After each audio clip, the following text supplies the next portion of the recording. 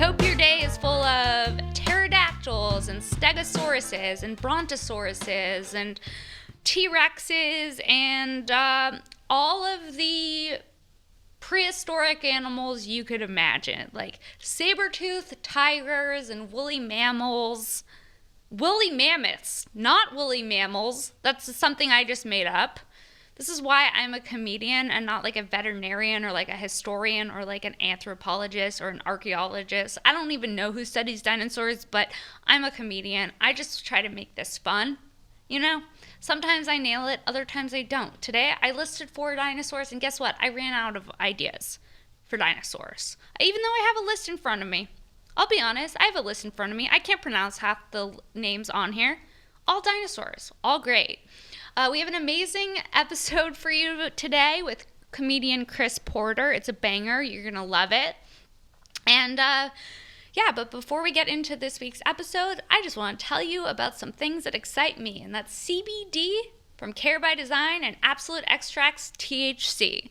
Anyone who knows me knows that I have anxiety. Why? Because life is a lot. Why? Because I'm constantly doing 10 things at once. I'm on my phone. I'm trying to schedule my life. And I just think in the age of technology, we're all just so overextended and living in this anxious space. And nothing calms me down quite like CBD. And not just any CBD, Care by Design CBD.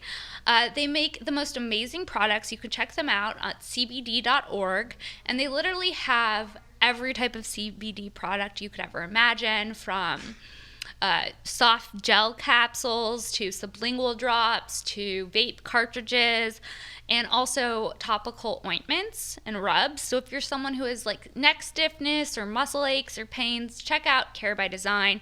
If you go to cbd.org and go to their landing page, you can answer a bunch of questions and it'll help you figure out which CBD product is right for you. And if you go to ease.com and enter discount code SHENK, SHENK, you'll get 20% off. That's right, 20% off on CBD. You're welcome. After a long day, one of my favorite things to do is get high. Anyone who knows me knows that. But like in this day and age, you can't just smoke anything, especially when it comes to vape carts. There's all this propaganda out there now talking about these black market vapes. I steer clear of the black market vapes. I stick with ABX, Absolute Extracts. You know what you're getting. It's top tier quality. It's not a roll of the dice. You're not going to get popcorn lung. Check them out, abx.org. They make the best, most high quality cannabis products. They have an amazing sleepy time line. That's my personal favorite. They have sleepy time sublingual drops that you can put underneath your tongue, and that shit works. Better than NyQuil, better than ZQuil, better than Lunesta. And that's a tagline I wrote myself. You're welcome, internet. So, they also have an amazing sparkling beverage called Hi-Fi Hops. It's like, it tastes kind of like a beer, and it has cannabis in it, and it's one of my favorite ways to consume cannabis. So check them out, abx.org. You also, if you go to ease.com and enter discount code SHENK, SHENK, you get 20% off on all Care by Design and Absolute Extract products. That's my gift to you. Also, I just wanted to say special thanks to BetterBoxTV.com for lending the studio space, and to Speedweed for providing us with all of the things we need to make this show great.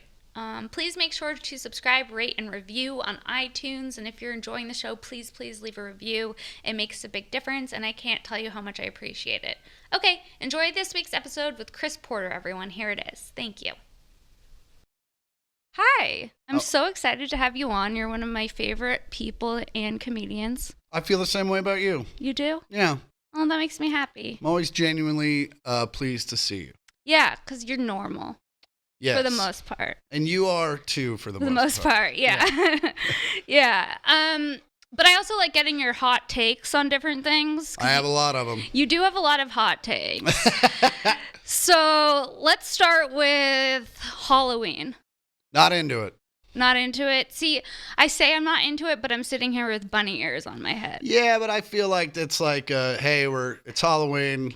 Going through the motions? Going through the hey, I tried. Yeah. Because if I don't do something, then I feel like I'm missing out. I feel like attractive women feel the need to do it. Yeah. They don't want to be, I don't know if it's a competitive thing. It's not a competitive thing. Exactly. You know what I mean? It's like, I don't feel less that I didn't do this, but also I'm going to do this because everyone else is doing it. Yeah. Well, like, I was like, I'm not going to do this. And then today came and I was like, I have to do something. Well, I dressed so weird for so long with the bell bottoms and the hair and the velvet jackets and stuff. And then like Halloween would come around and people would dress like me as a like I remember one time when I was dressing that way, I went to a Halloween party at like last minute and I just showed up with my friend who also wasn't dressed up. Uh-huh. And this girl walked by and booed my friend for not wearing a costume and then looked at me, was confused for a hot second, and then just walked away. Well, because, okay, what happened? What happened to your bell-bottom phase? I love the bell-bottom phase. That was an expensive phase because they don't make bell bottoms anymore. So I had to have them made. Like I would have to go buy jeans and then take it to a lady and have her blow the jeans out and blow the jeans out. Right. And that's exactly. I was like, blow these. And yeah, but once the hair went away, it was just kind of a progression, like where it was like the hair went away and then it was like, well, now I just kind of look like a 70s thug, like a 70s coke dealer in some way. Okay. Because I had a shaved head and bell bottoms and it was like, it didn't play. But then I got into, what really killed it was I got into sneakers because as a kid, I always wanted the Jordans and stuff like that. And my mom, because she was a smart woman, wasn't going to buy a 12-year-old $100 shoes. Right. But now I'm 40 and have no real responsibility, so I can buy all the shoes I want. But like, so that's your splurge? Shoes and food. Yeah. Oh yeah, because you like your steaks. I like a nice dinner. Yeah. What are your favorite places to eat? Here in Los Angeles? Yeah. The Palm, always. What's the Palm? Palm is a very revered steak. I mean, it's a family-owned chain. They have them in New York, LA, Vegas, but it's the classic Rat Pack-ish steakhouse. Everyone but me is wearing a suit usually. Really? And then I show up in jeans and a nice shirt. But it's also like a steakhouse where they have a lot of regulars. Like I walk in now and it's like, hey, oh, hey. Do you like that? I do. Like, I like almost that too. Everywhere I go. Like I was at the bank today and people were like, hey, what's up, Chris? Good to see you this month. Oh, so you have like friends in different locations? I mean, the city? yeah, just people that know who I mean, because I go to the same places all the time. Same. So it's just like, as long as you take care of people, tip them well, are nice, and aren't a dick, they get to know you. Yeah, my nail ladies love me. Like, I walked into Sugarfish today, and it was like, hey, oh. Oh, shit. Yeah. Shaking hands at Sugarfish? Shaking hands at Sugarfish. Like a king? It took me forever to remember the manager's name, and then the last time I, like, grabbed a waitress, I was like, what's his name? And she was like, Anthony. And I just sat there for the rest of the day, like, Anthony. So now I walked in today. I'm like, what's up, Anthony? He's like, what's up, Chris? Wait, so are you bad at remembering names? Because I'm awful. I'm much better than I was, but I'm still not great. It's because you meet a lot of people. I meet a lot of people, and I meet a lot of people in the fashion, like we don't have a conversation. There's no real memory. It's just like, oh, hey, man, nice to meet you. And then they move on. Right. And so then they come back. It happens a lot, especially at comedy club, especially at the Comedy Store. Comedy Store is the craziest because then it makes you feel like an asshole if you don't remember someone. Absolutely. Especially with the door staff. Like all those guys are super nice guys and super cool. But like I called Luke Jay forever because he looked like a dude named Jay. Because they're both just like white dudes. Yeah. And so like I would literally be like, what's up, Jay? And he's like, it's still Luke. I'd be like, oh, sorry, brother.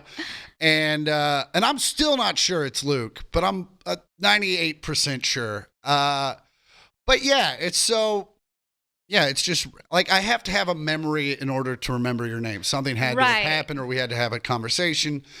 And I'm fortunate enough to, I don't know, have made somewhat of a name for myself. So a lot of people remember me, and then I'm the dick because they're like, oh no, we met.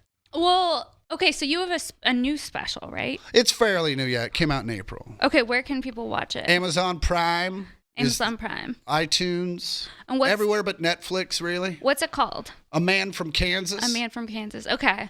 You guys should definitely watch that because your comedy's so fucking funny. Oh, I appreciate it. You know, like, you're one of my favorite people to watch, honestly. Oh, well, thank you.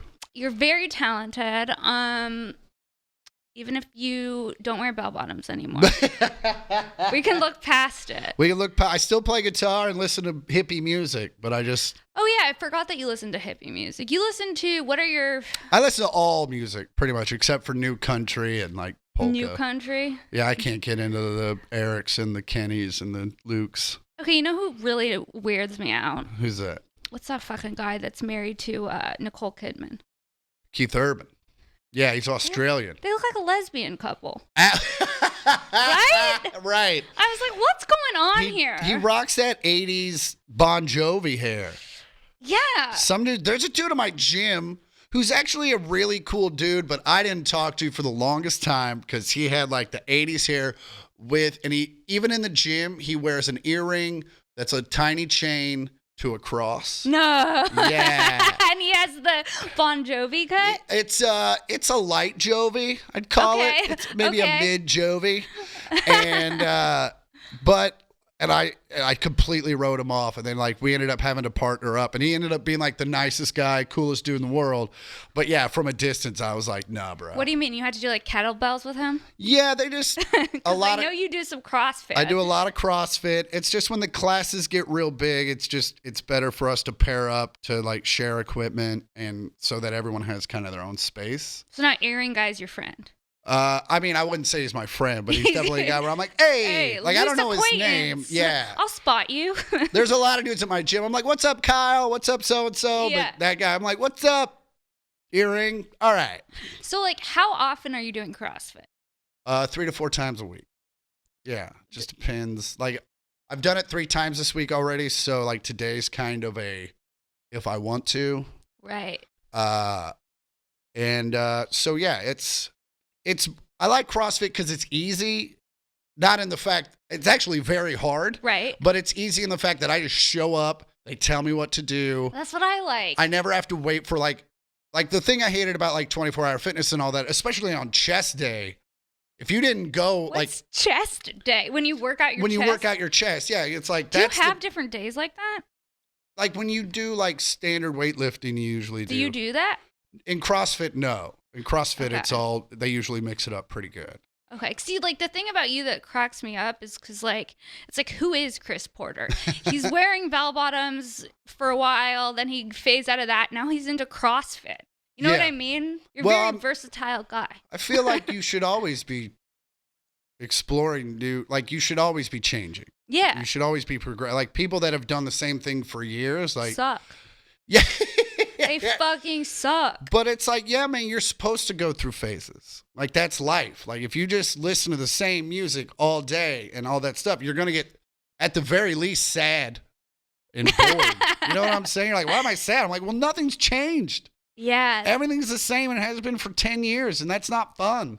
It's easy and it's comfortable, but it doesn't lead to anything. So, like, I'm always exploring and also going back to things. Like, you know, I listened to hippie music for a long time, and then like right now I'm way into like soul music, like old 70s, 60s. Like, who are some soul artists? Like Wilson Pickett, Otis Redding, okay, Roberta Flack. I love Otis The Redding. Skull Snaps, the Meters. I don't know the Skull Snaps. Skull Snaps really only have one banger. They have one banger, but their album has been sampled so many times. Really? Like the whole record's just filled with really great beats. Soul Snaps. Skull Snaps. Oh, Skull Snaps. I'm like a cool mom trying to learn about things. But yeah, and then in the last couple days, me and Matt Fultron and Courtney Sherman were driving out to Ontario, and I was like the DJ, and I was playing a lot of soul music, and they were feeling it, but I kind of felt like maybe they wanted something more, so I just put on like a 90s hip hop kind of vibe, and like then I was like, oh fuck, I haven't heard that song or that song. Like what songs? Like I Got a 5 on it. That's a great song.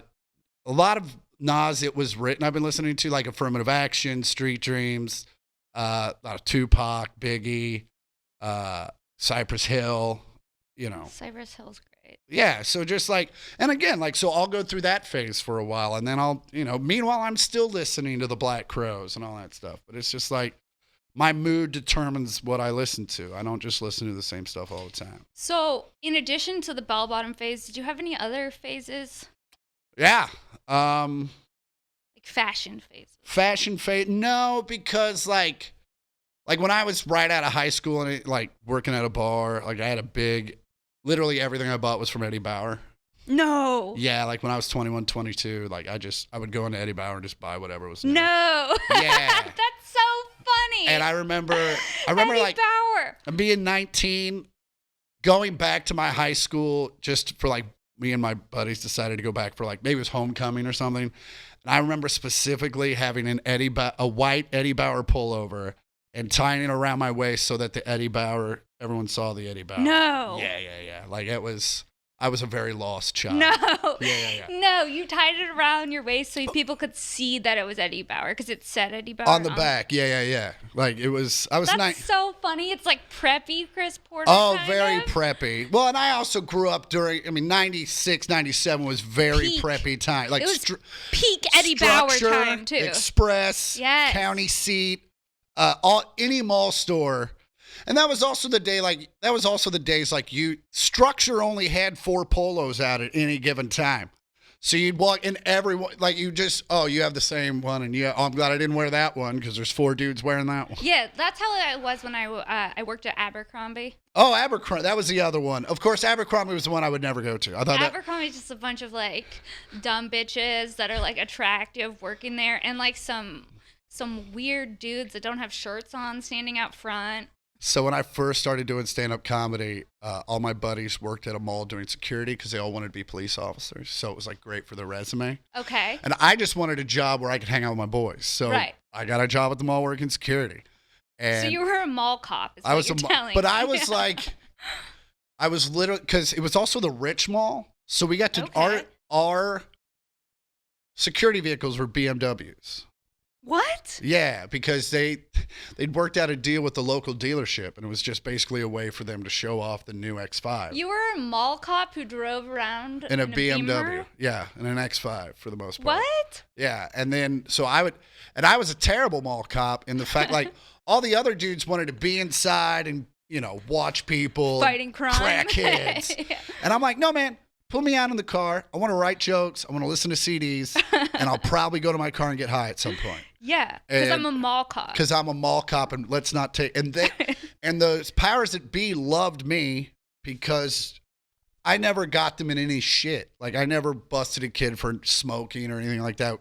Because all malls are trying to do is not get sued. So the moment you start to, like, kind of get on the fringe of what's appropriate and what's legal and what's not, like, a mall cop has no jurisdiction on whether or not a 16-year-old kid can smoke. There's not a goddamn thing they can do about it. But these fucking wannabe cops will be like, hey, bro, can I see some ID? And the kids will be like, fuck you. For good reason. You're like, I'm at the mall. If I can't be high here, where can I be high? Oh, I remember one time I was inside. This was my schedule. I would come in early. I was in the morning. And so the first hour of the mall that was open, I was inside. Yeah. And I would eat breakfast for the first half hour. Okay. And then I would walk around and make sure all the stores were open because that was all my responsibility was. Oh, you just walk the floors of the mall. I just walked the mall. Stores were and if open. any store wasn't open, you'd have to write them a ticket, which was bullshit because then the store would just go, I don't want to pay this ticket. And the mall would be like, that's fine. Wait. So like as soon as you have to write a ticket? You'd have to write a ticket, I didn't even know mall cops could write tickets. To the tenants, yes. And it's all bullshit. It's just make-believe. It's all make-believe. Okay. And so, and I got it immediately. So as soon as I realized that it did nothing, I was just like, well, then I'm not even going to do that. But I remember one time, it was like 10:30 in the morning, and we got a call to a store about credit card. This poor bastard tried to run a bad credit card the morning after the local police department had a credit card fraud meeting with all of the stores to show them how to figure out if it's a bad card. So this guy literally walked in the day of. I remember talking to the kid afterwards that discovered. He was like, I thought it was a test because it was just so obvious after what we'd learned. Right. Well, we walked up. So we walk in on him, and the guy just takes off running, and we have to go get him. And I just remember being so pissed. I was like, I have to run. I have to go. Like, this is one thing I actually have to go do. And yeah, we went chasing him through the mall. And luckily my buddies tackled him. And I was just like, yeah, you got him. You got him. I'm not. You just were there. I was like, yeah, I got it. Witness. We're fine. Support. Yeah. Like, go, boys. Yeah. So. Wait, how long did you work at the mall for? I worked there for a couple years only because I was starting to do the road then. And when you start to do the road, it's not like your schedule just fills up. Like you do like 6 weeks and then like you have like 3 months where you're fucked. And then maybe you get another couple weeks and then that just starts to snowball over the years to where it fills a year. And so, but in the beginning it's iffy. So, but that guy, the guy that ran the security force, loved me so much that I could literally call him day of and be like, hey man, I can't make it. I got a gig. And he'd be like, cool. That's awesome. And then I'd call him the same way. I'd like Monday, I'd be like, hey, my gig fell through. Can I have 40 hours this week? Absolutely. What? So it was just like, it would be stupid for me to leave that gig, as embarrassing as it was. Yeah. But there were definitely mornings where I would host the hottest, like I'd host a Tommy Chong show in front of 300 people. And then the next morning, some guy'd walk by and be like, this happened. He goes, hey man, you hosted the comedy show last night. I go, yeah. He goes, now you're working mall security? I go, yeah. He goes, what happened? No. I'm like, what do you mean, last night? Nothing happened. Like, this is my job. Like, this is life. Welcome. Yeah. Welcome to comedy. Yeah. And so that was actually my last real job because I just kept doing it until I didn't need it anymore. So you used mall cop until you outgrew the mall cop position. I did. Yeah. That's crazy. I never knew that you were a mall cop. I mean, it's not something I brag about for good reason. You should start. It's so funny. I wish I had some of the shirts because I'd wear that shit for Halloween. Oh my God, please. They were like, we had polos. We were fashionable. Did they say like? They said Oak Park Security on them. Oak Park Security? Where's that? Oak Park is in Thousand Oaks? No. This was in Kansas City. Okay, this was in Kansas. Yeah, so Oak Park was like the nice mall back in the day. In Kansas City, the mall cops have Beamers? In that particular one, yeah. Fuck. It was a good time. That is a good time. Yeah. Okay, so what about like deal breakers with girls' outfits? With outfits? Like, is there like, do you get triggered by something? Like if it's too much? I mean, if it's too much, it's too much. Like, give me an example. I don't like girls that it's like, I like girls that can dress up, and I like girls that don't have to dress up. Right. Like, I like a girl that'll throw on a pair of jeans and a shirt. We can just go do something. Right. But do you really like that, or do you just think you like that? Because a lot of guys say that they like that. But then it's like. I mean, I want a girl that. Bitch, put on some lipstick. You know what I mean? There's definitely times where that's. Say that. Yeah, there's definitely times where like it's like dress like if we're going to the Palm. If we're going to the Palm, at least put on some lipstick. Put on some lipstick. You don't have to put on a dress or anything, but like let's put on some lipstick, bitch. We're going to the Palm. But yeah, like trying to think if there's anything that's like real. Like I'm trying to think too. I don't. As far as outfits go, not as long as you rock it, as long as you look good and it's definitely fits in whatever your personality is, then I'm all for it. Like I'm the last person who should judge what someone's wearing. Most of my what'd you call them? Phases? Not phases, but triggers, things that like where it's all personality stuff. Like what? Naivete is a bummer. Like, give me an example. Just, just like where they think the world's wonderful? Yeah. Or like dumb? No. Maybe not. I mean, there's a lot of girls. Let me back up. There's a lot of people that are very book smart.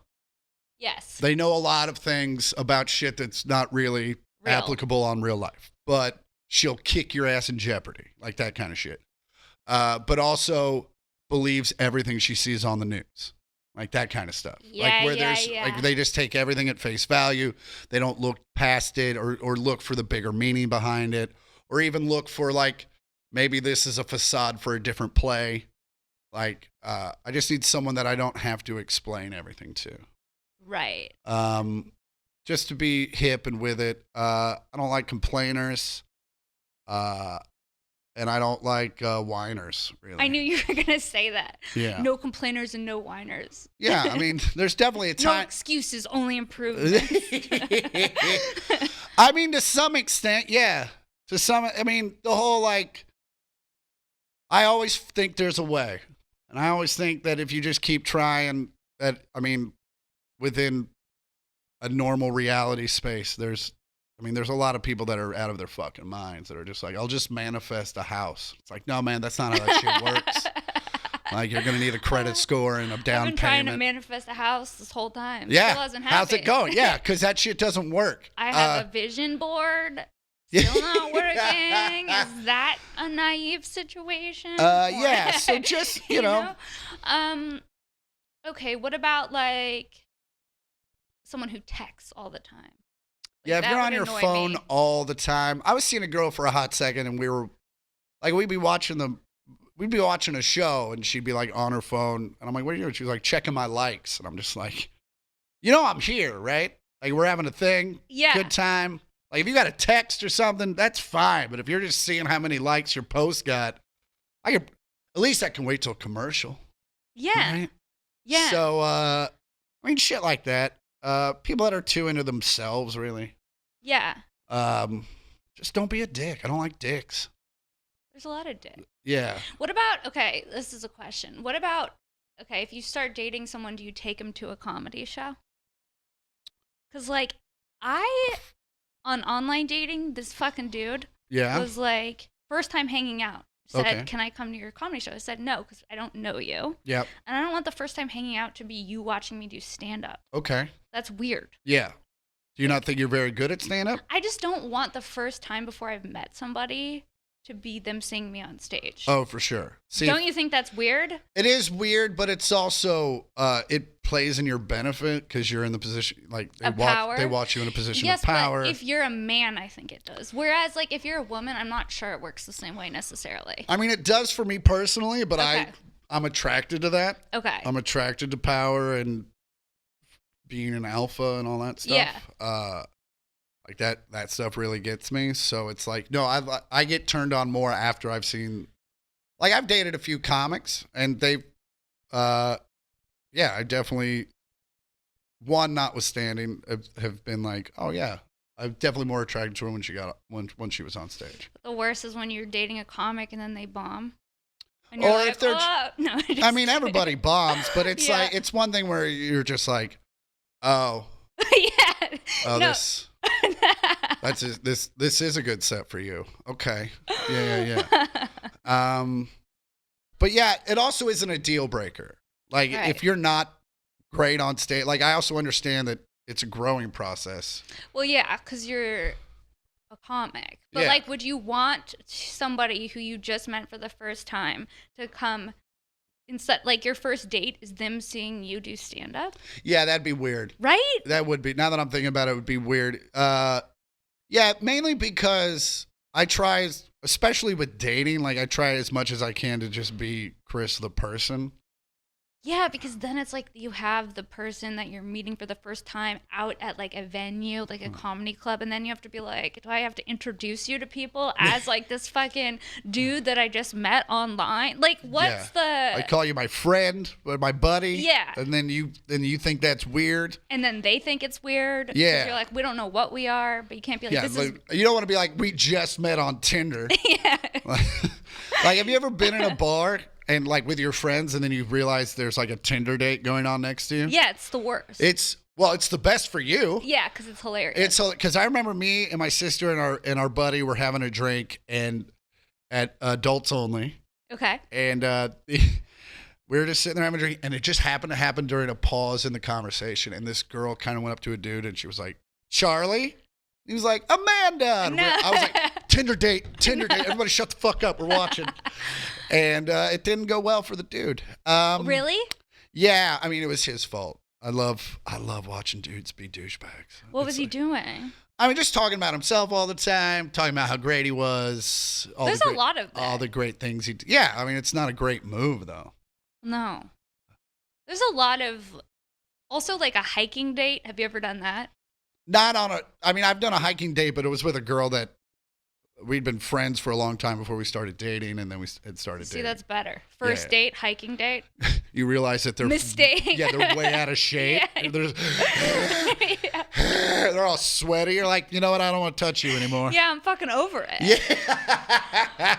Like, let's get our endorphins separately and then hang out. Yeah, I think hiking is post-coitus. Like, I think you've had to have sex first. Multiple times. Probably. Yeah, where you've already seen each other sweat and make weird faces. Yeah, and then you're like, all right. All right, well, at least let's do it now, and one of us won't be embarrassed. Yeah. So, yeah, I'm a big... I'm also starting to realize that I need to, like, do more stuff on my dates. Like, I normally just take them to dinner, and then maybe we go have drinks afterwards and see where it goes from there. But, yeah, I'm like, maybe you should... Like, I just never got the movie thing, especially on a... Like, if you're just starting to date, because it's like, oh, well, let's sit in a room and not talk for 2 hours. Yeah, that's weird. Yeah, and then I'll make a move on you, but I'm also 40, so I don't know if I'm the guy that wants to make out in a movie theater. No, that's weird, right? Yeah, but also if that's a girl... some shit you do when you're like 15. But also if a girl tried to make out with me in a movie theater, you do it. I wouldn't turn her down. Yeah. Yeah. No matter how great the movie was. Yeah, for sure. But can you imagine, like... I can't really imagine making out in a movie at this point. I know. I'm open to it. I'm open to it. But also it's like, now's the it. time to do it. Because when we were that age, the seats didn't lean all the way back and you couldn't pull the arms up and stuff. Now it's like a fucking half a fuck fest. Yeah, no, it's like, true. These things lay down and the arms, you can literally just give each other handies all day if you want. Handies in Toy Story 4. I don't even know what's out now. I love you, Woody. I don't even know what movies are out.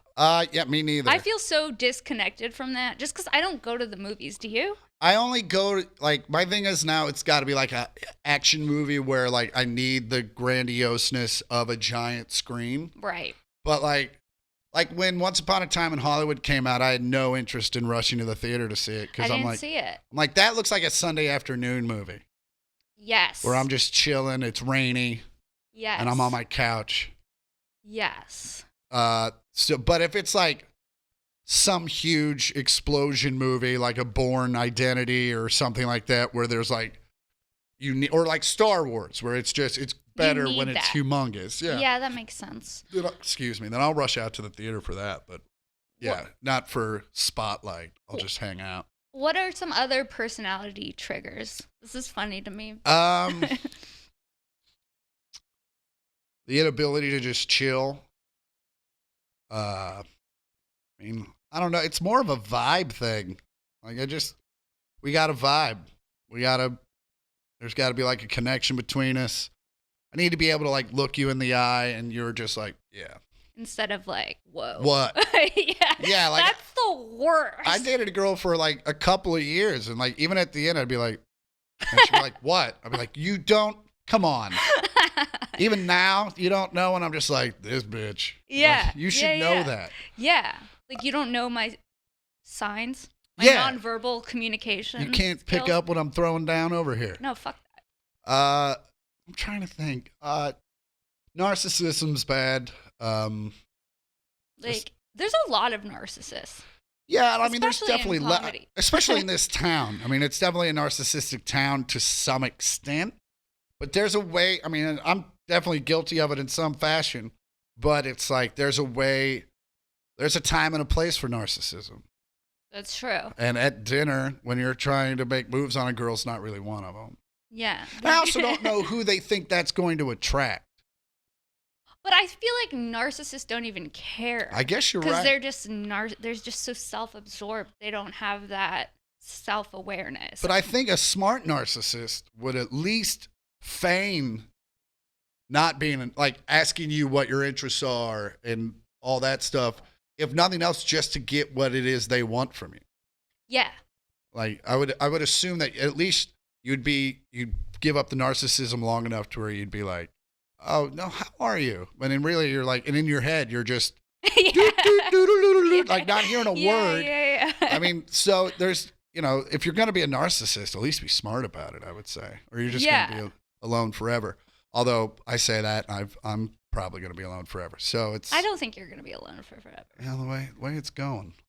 Well, I mean, I don't think you're going to be alone for forever. I don't think so. Unless it's like by your own choice, because you decide that all these personality traits are I would much rather triggering. I'd much rather be alone than be with someone I can't stand. Same. I mean, can you imagine like being with someone who was like a mess and they always wanted to like, I'm trying to think of like what would be like someone who's always in a downward spiral. Yeah, always in a downward spiral, or like there's always complicating things. Yes, or they're just putting themselves in front of the issue. Yes. And you're just like, well, I can't do that. It's like, no, you can totally do that. Right. Well, there's this thing. No, there's not that thing. I've dated someone like that, where it's like they have these constant like mental blocks that they've put up, and you're like, this is so bleh. And it's also exhausting.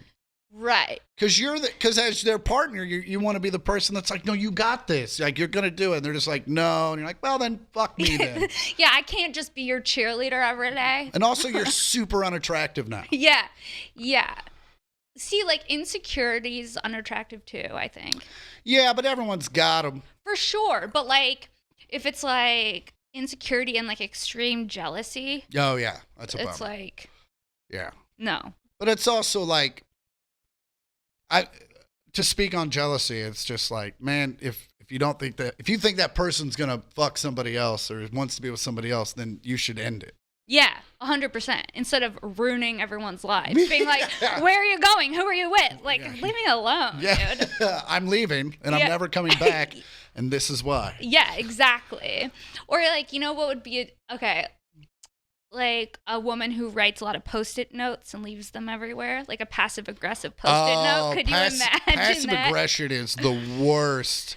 And I come from a family that in one side, it's so funny, one side of my family is, at least members of them are very passive aggressive. Oh, my whole family's passive aggressive. But my mom's side of the family is so opposite.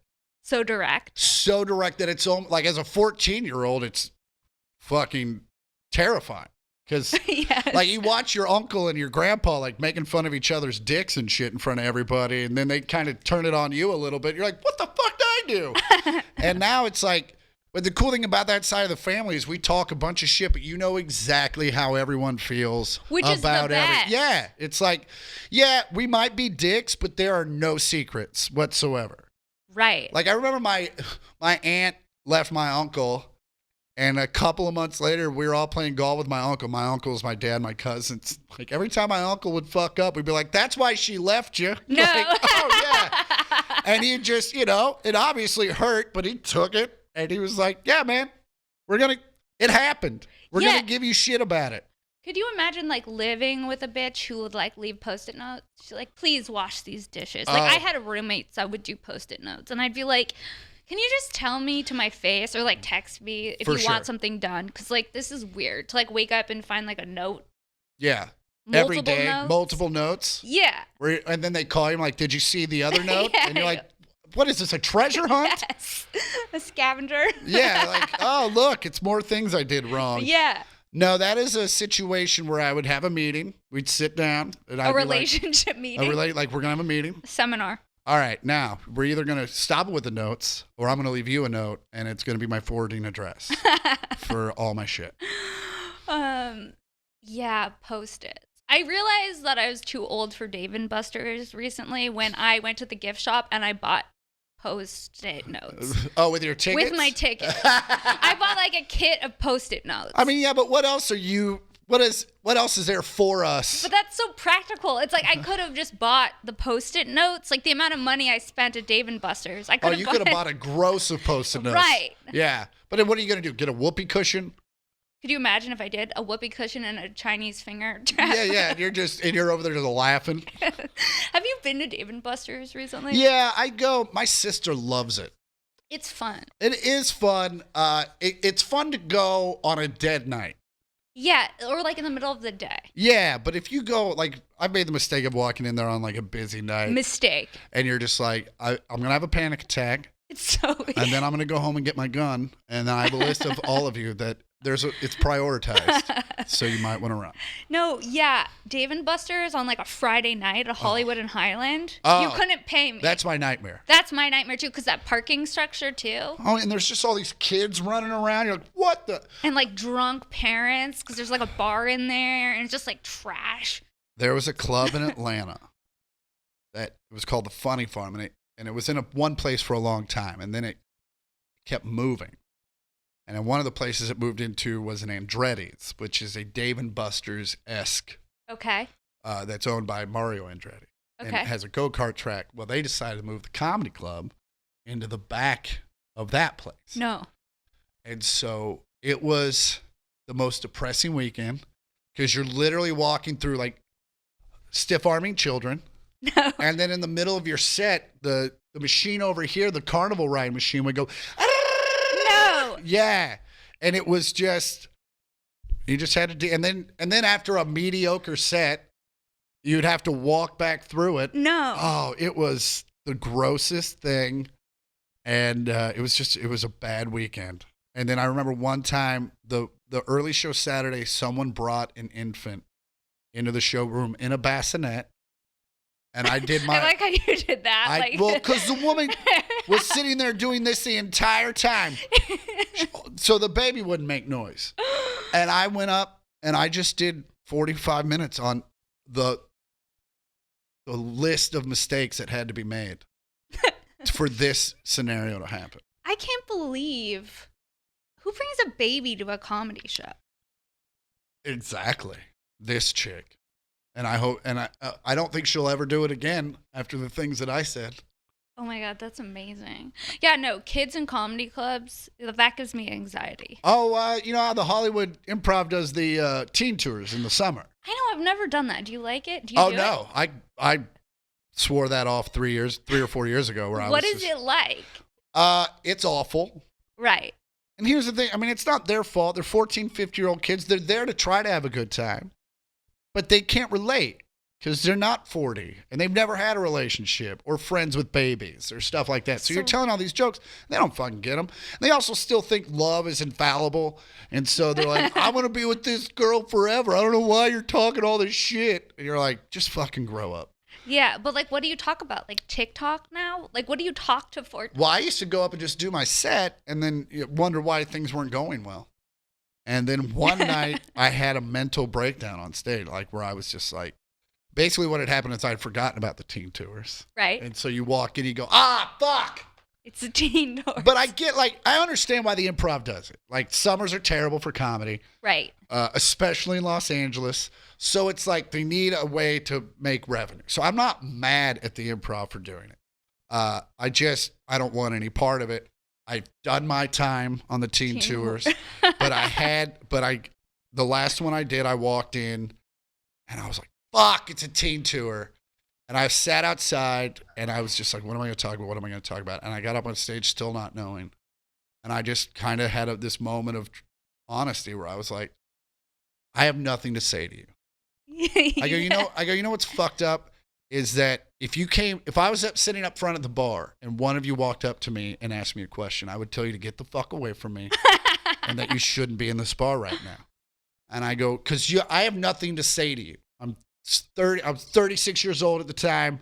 I was like, I have nothing to talk to you about. I don't know what shows you watch, blah, blah, blah, blah. I go, but here's the crux of it.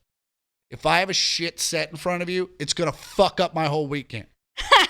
And that was the best I ever did, where I was just honest with them about how fucked up this whole scenario was. And that was the best set I had, and I was like, well, that's the way to end it. Are you still riding that high from that teen tour 3 years ago? Got me right into Kimmel. Got me right to Kimmel. Yeah, so you just did Kimmel. I just did. Well, they just aired it. Okay. I filmed it in Vegas in September. That's so cool. At his comedy club. Congratulations. Thank you. And then I was very happy because they weren't going to show it till January. And then they called me Monday and they're like, can we do it Wednesday? I was like, yeah, that's totally fine. Yeah, that's better than waiting, right? It absolutely is. And then hopefully maybe I can do another one. So Yeah, that's awesome. What's your like favorite stand-up moment? Do you have one?